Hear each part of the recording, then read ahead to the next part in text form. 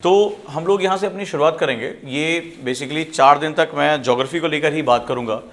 पहले स्टेप में ज्योग्राफी बदल गई है, जैसा हम पहले सोचते थे वैसे कुछ अब आज के समय में जो उसका ओरिएंटेशन है वो बिल्कुल अलग है। ठीक है, पहली बात तो जो आपकी समझ है वो इसको लेकर बहुत क्लियर होनी चाहिए कि बेसिकली इसका स्ट्रैटेजी क्या है, समझ क्या है इसकी। ठीक है, तो और ज्योग्राफी का डायमेंशन क्या रहा है, चेंज कैसे हुआ पिछला 2-3 सालों के अंदर, इसका पैटर्न कैसे चेंज हो गया, क्वेश्चन का नेचर जो आप लोगों के पास टेक्स्ट बुक है उससे अलग हट के कैसे आ रहा है, मैपिंग कहाँ हेल्प कर रही है, कितना % मैपिंग हमें लेकर जा रही है। मैपिंग में भी 3 पार्ट कर दिए उन्होंने। तो ये बहुत ही मैंने एक क्रक्स निकाला हुआ है कि अगर आप इसके साथ चलते हो तो सब्जेक्ट में आपको कभी दिक्कत नहीं आएगी। मुझे कहाँ पढ़ना है, कैसे पढ़ना है, टॉपिक्स के अंदर क्या ओरिएंटेशन है। कई बार जैसे जनरल स्टूडेंट होता है कि बात करता है कि भाई क्या पढ़ने जा रहे हो, बोला ज्योग्राफी पढ़ने जा रहे हैं। But geography has a lot of dimension. Geography अपने आप में कोई सब्जेक्ट ही नहीं है, राइट। ज्योग्राफी अपने आप में कोई सब्जेक्ट नहीं है। ज्योग्राफी बेसिकली जो है कलेक्शन ऑफ सब्जेक्ट्स है। इसमें एनवायरमेंट आ जाता है, इसमें ह्यूमन आ जाता है, इसमें इकोनॉमिक आ जाता है, इसमें ज्योग्राफी आ जाता है, इसमें रीजनलिज्म आ जाता है, इसमें डिस्ट्रिक्ट लेवल तक जो प्लानिंग होती है वो भी that is a part of geography nowadays.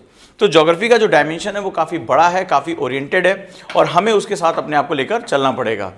Geography का जो वेटेज अगर मैं बात करूं प्री एग्जाम में, खाली प्री की बात करूं तो 27 to 32 क्वेश्चंस हमें क्वालिफाई करने के लिए 55 से 60 चाहिए होता है। 27 से 32 क्वेश्चन का जो दायरा है वो ज्योग्राफी के पास है, अगर हम इन्वायरमेंट को इसमें मिलाते हैं तो। इसका मतलब है काफ़ी बड़ा स्पेस ये अपने आप में कवर करता है, काफ़ी बड़ा सेगमेंट है ये हमारे लिए। तो अब इसको देखते हुए हम एक थोड़े से नए पैटर्न पे हम चलते हैं और ज्योग्राफी का जो मैंने इस बार एवोल्यूशन किया है वो इसी तरह का है कि आप अपनी प्लानिंग कर सकते हैं कि मुझे कैसे अपनी पढ़ाई आगे करनी है। चलिए शुरू करते हैं हम लोग।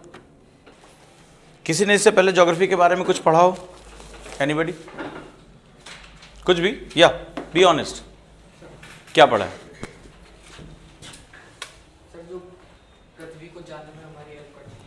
That is geography. किसी ने मेरे थोड़े बहुत वीडियो भी देखे होंगे तो उसको ये बात पता होगी। क्या पढ़ा है इससे पहले? बेसिक स्ट्रक्चर क्या पढ़ा ज्योग्राफी का? कुछ पढ़ा ज्योग्राफी के बारे में? NCERT 6th 7th कुछ भी XYZ? 6th क्लास पढ़ा है। चैप्टर बताओगे? नाम क्या 6th क्लास के NCERT का?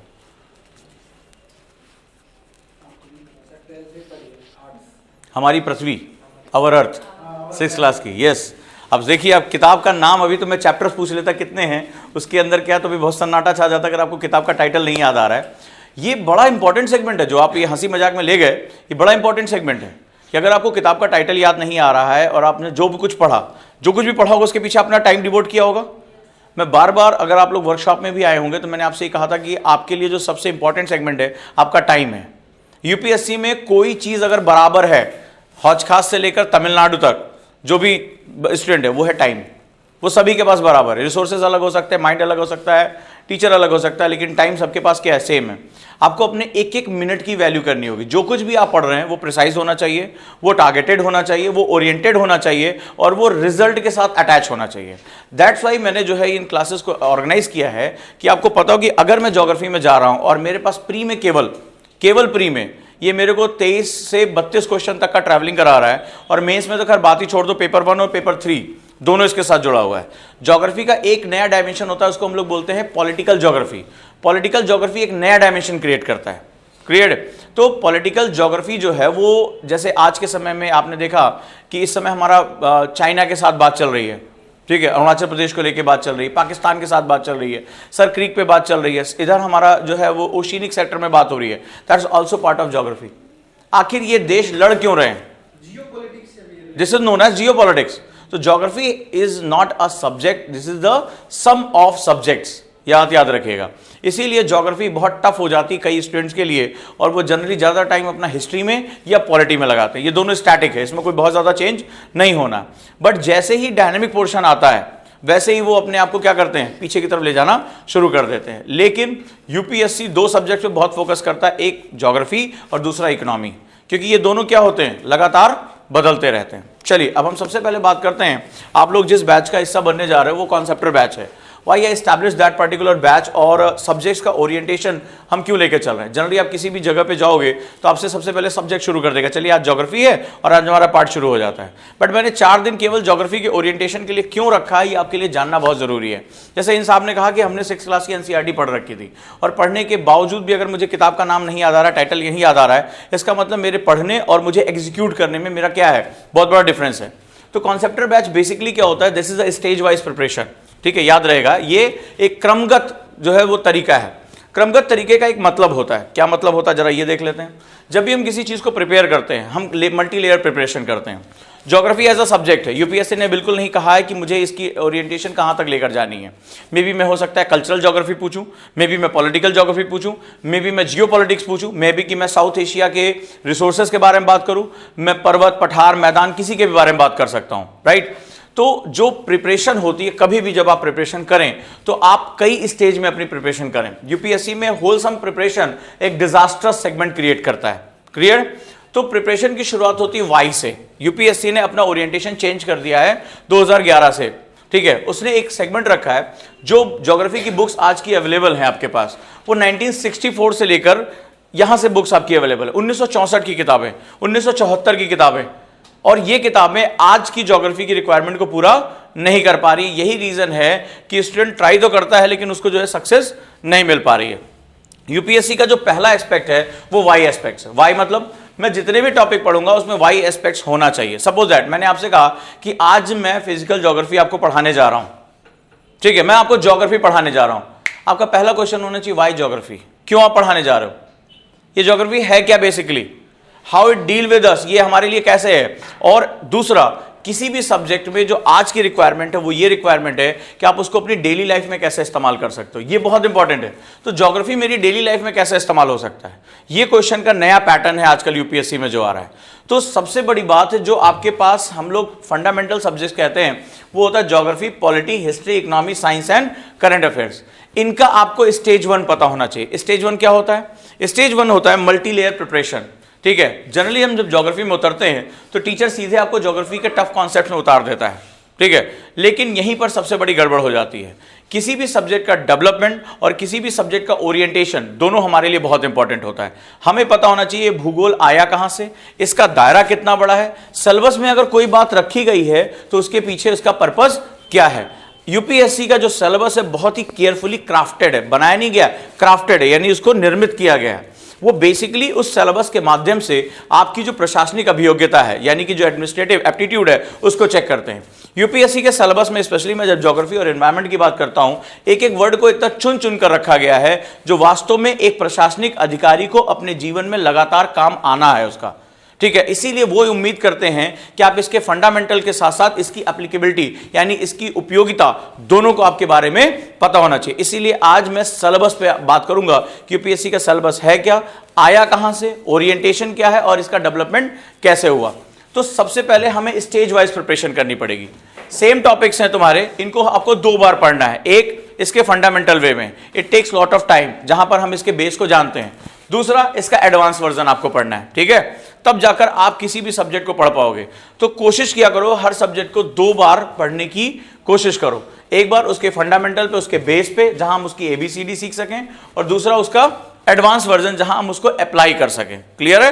तो फंडामेंटल और एप्लीकेबिलिटी, ये यूपीएससी के हर टॉपिक की खास बात है। अगर आप फंडामेंटल जान गए और एप्लीकेशन नहीं कर पाए, क्वेश्चन तुम्हें उड़ा देगा। अगर तुम बड़ी बड़ी बातें पढ़ लेगा और उसका फंडामेंटल नहीं जान पाए, प्री नहीं निकलेगा तुम्हारा। बहुत सिंपल सा फंडा है। तो या तो तुम्हें प्री पे फंसाएंगे या तुम्हें मेंस पे फंसाएंगे, एक जगह तुम्हें वॉश आउट कर देंगे। और यही होता है, यही होता है जो आप बार बार कहते हो हिंदी माध्यम का रिजल्ट खत्म क्यों हो रहा है, उसके पीछे रीजन यही है। उनको पढ़ा जाता है भूगोल, उसमें लगा है वर्ड गोल, वो गोल हो जाते किसी, रीजन यही है। उनको बताया ही नहीं जाता कि इस सब्जेक्ट का ओरिएंटेशन क्या है।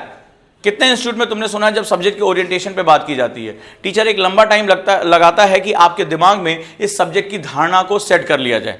कितने लोग अपनी लाइफ में ज्योग्राफी पढ़कर आए हैं, 1 2, स्कूलिंग में नहीं, कॉलेज लेवल पे, हाथ नीचे कर लो, ठीक है। यही सच्चाई है, राइट। तो आपको यहां पता होना चाहिए जब मुझसे इतना डेप्थ में बात की जाएगी तो इस डेप्थ को बात करने के पीछे मेरे पास फंडामेंटल और एप्लीकेबिलिटी दोनों क्या होनी चाहिए, अवेलेबल होनी चाहिए। नेक्स्ट वन, इस बैच का दूसरा सेगमेंट है मेरे साथ, स्पेशली जब आप काम करोगे तो कॉन्सेप्ट को डेवलप करना। चूंकि मेरे पास सब्जेक्ट को 2 बार पढ़ाने का समय होता है तो मैं यहाँ कॉन्सेप्ट डेवलप करना चाहता हूँ। ठीक है, हर सब्जेक्ट में कॉन्सेप्ट्स होते हैं, आप हर चीज नहीं पढ़ सकते, याद रखिएगा, आपके पास टाइम कम है, इस बात को हमेशा ध्यान रखना, यू हैव लेसर टाइम। सो आपको कॉन्सेप्ट डेवलप करना पड़ेगा कि ये चीज कैसे होती है। तो मेरी क्लास में जो है वो काफी प्रॉप्स आते हैं, जैसे गुब्बारे हो गए, पानी हो गया, ये नमक, ये सब चीजों को देखते हैं आखिर ये कॉन्सेप्ट डेवलप कैसे हो रहा है। अगर मुझे एक बार कॉन्सेप्ट क्या होता है, what do you mean bye concept? Concept master की होता है। मास्टर की क्या काम करती है? किसी भी ताले को खोल देती है। एक्चुअली में कॉन्सेप्ट भी सेम यही काम करता है। क्लियर है? अगर आपके पास कॉन्सेप्ट की पकड़ है तो आप किसी भी कॉन्सेप्ट, किसी भी क्वेश्चन को क्या कर सकते हो, रोटेट कर सकते हो। इस तक पहुंचना हमारी सबसे बड़ी जिम्मेदारी होती है। ये हमें जो है देखना पड़ेगा कि हम इसके कोर कॉन्सेप्ट पे कैसे पहुंचे। एक बार कोर कॉन्सेप्ट पहुंच गए, आप लॉजिक डेवलप करना शुरू कर दोगे। आप लोगों ने सुना होगा यूपीएससी में लॉजिक बहुत इस्तेमाल होता है। लॉजिक के लिए आपके पास कॉन्सेप्ट होना जरूरी है। जैसे अगर आप क्लाइमेटोलॉजी पढ़ रहे हो तो क्लाइमेटोलॉजी में जो बेस कॉन्सेप्ट है, अगर आपको ये पता चल जाए कि मुझे टेम्परेचर कहाँ कहाँ मिल रहा है और टेम्परेचर प्रेशर को कैसे इफेक्टेड करता है, इसके बाद चाहे हवा चलनी हो, चाहे तूफान आना हो, चाहे बारिश आनी हो, ये सब कुछ मेरे हाथ में। ठीक है, मुझे 2 फंडामेंटल कॉन्सेप्ट चाहिए। अगला नेक्स्ट वन है, यूपीएससी में सिर्फ पढ़ लेना इंपॉर्टेंट नहीं है। जैसे अभी इन साहब ने एक छोटा एग्जाम्पल दिया, आप लोगों ने भी पढ़ा होगा। पढ़ी हुई चीजों को आप कैसे याद रख पाते हैं, कैसे उसको लिख पाते हैं। 2 घंटे की क्लास में जो आपने सुना उसको तुरंत के तुरंत रिप्रोड्यूस कर पाते हैं। ठीक है, ये सारी सेट ऑफ स्किल्स यूपीएससी के लिए बहुत बहुत जरूरी होती है। और अभी आज जब क्लास खत्म होगी 1:20 पर आपके सामने कुछ ऐसी चीजें आएंगी। क्लियर है? तो आप मेरे साथ बहुत अटेंटिव रहिएगा क्लास में। ये लेजीनेस, कम से कम मेरे साथ क्लास में किसी को सोने की अनुमति नहीं है। ठीक है, तो ये याद रहेगा। पहला, एक सेट ऑफ स्किल होना चाहिए टू सॉल्व द क्वेश्चन। इसके लिए 2 चीजें चाहिए। एक, जो मेरे टीचर ने पढ़ाया उसका फ्लो चार्ट मेरे दिमाग में होना चाहिए। क्लियर है? दूसरा, मेरे पास इतनी करेज होनी चाहिए। ज्यादातर लोग मैंने देखा घबरा कर क्वेश्चन को नहीं सॉल्व करते। अब जैसे तुम हाथ बांध कर बैठे हुए हो, आप हाथ बांध कर बैठे हुए हो, अगर आप वर्कशॉप में आए होगे तो मैं आप लोगों के पास जब हॉस्टल गया था, आप लोग मुझसे सिर्फ क्लास का स्ट्रक्चर बताते गए और मैंने रिप्रोड्यूस कर दिया था तुरंत के तुरंत। मैंने आपसे पहले भी कहा था मैं पैसिव लर्निंग से घृणा करता हूं, क्योंकि ये मेरे स्टूडेंट का सबसे ज्यादा टाइम खाता है। इन क्लासेस में आप 400 घंटों से ज्यादा स्टडी करोगे और 400 घंटे जो यहां व्यक्ति खड़ा है वो अपने सब्जेक्ट का महारथी है, वो कुछ नया इनोवेटिव लेकर आया है। आप भी ज्योग्राफी उतना पढ़ने में आपको 4 से 5 साल लगेगा, तो कम से कम उसकी जो बातें हैं, एक एक बात आपके दिमाग में होनी चाहिए। अगर आप आइडल बैठ गए तो आपके लिए इस क्लास में कुछ नहीं है, आप सो जाओगे 15 मिनट बाद। और एक एक वर्ड, चाहे मेरी क्लास हो चाहे किसी भी टीचर की क्लास हो, उसकी हर क्लास में एक इंपॉर्टेंस होता है। ठीक है, पहले तो क्या चीज तय की जाती है जब क्लास में बैठते हैं? अब आपकी जिंदगी यहां से शुरू हो रही है, आप कहीं भी पढ़ें। अगर आप यहां से टाइम पास करने आए हैं तो मेरे ख्याल से कहीं पे भी आप मत रहिए। बेहतर है कि आप अपने माता पिता के साथ उनकी खेती बाड़ी, उनके काम में हाथ बटाइए। If you are enter into the UPSC तो आपके लिए हर मिनट आज से कीमती है। और सबसे बड़ी बात है, आपको सबसे पहले किसी भी क्लास में एक चीज पूछनी पड़ती है, सर आज मेरा, आदत डाल लो, क्या पूछना है लिख लो इसको, सर आज मेरा लर्निंग ऑब्जेक्टिव क्या है। पहला क्वेश्चन यही होगा, क्योंकि इस क्लास के एंड में मैं तुमसे क्वेश्चन कराऊंगा। आज से ही आपकी आंसर राइटिंग शुरू है। ठीक है, देयर इज नो टुमारो। पहला चीज अगर आपको अपने टीचर से बात करनी है तो पहला पूछना है, सर आज मेरा लर्निंग ऑब्जेक्टिव क्या है, यानी मेरे सीखने के क्रमगत बिंदु क्या है। इससे पहला फायदा क्या होगा, इससे तुम अपने टीचर के साथ जुड़ जाओगे। तो मेरा लर्निंग ऑब्जेक्टिव आज पहला लिखो। पहला, to understand conceptor batch and their planning. To understand conceptor batch and their planning. Conceptor batch क्या है और उसकी कार्यनीति क्या है, नंबर 1। सेकेंड क्वेश्चन, मेरा लर्निंग ऑब्जेक्टिव। ज्योग्राफी क्या है, what do you mean by geography, what do you mean by geography. भूगोल क्या है, हाउ इट डेवलप, इसका विकास कैसे हुआ, how it develop.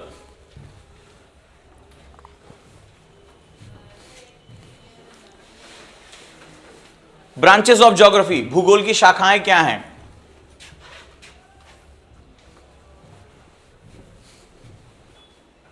Next one, to understand detail syllabus of geography. भूगोल का विस्तारित पाठ्यक्रम समझना, भूगोल का विस्तारित पाठ्यक्रम समझना, लिखना नहीं, समझना। ठीक है, समझने का मतलब अगर उसने एक वर्ड यूज किया एयर मासेस, वायु संहतियां, तो आपको पता होना चाहिए कि इसने इसमें वायु संहतियां शब्द का इस्तेमाल क्यों किया है, एयर मासेस क्यों इस्तेमाल किया है। क्लियर है? ये मेरे लर्निंग ऑब्जेक्टिव है। एंड नेक्स्ट वन इज, आपको लास्ट में मैं कुछ क्वेश्चन दूंगा जो आपको मुझे सॉल्व करके देने पड़ेंगे। So be careful about the class, कि हमें क्लास को कैसे लेकर चलना है। चलिए शुरू करते हैं हम लोग।